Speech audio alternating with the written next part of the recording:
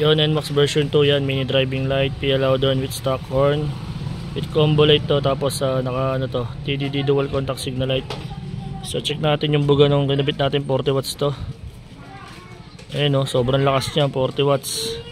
Sakop na sakop lahat. Tapos yung pinili ni boss na low is dilaw, tapos yung high magkapatong. Ayan. So check natin yung pinaka horn.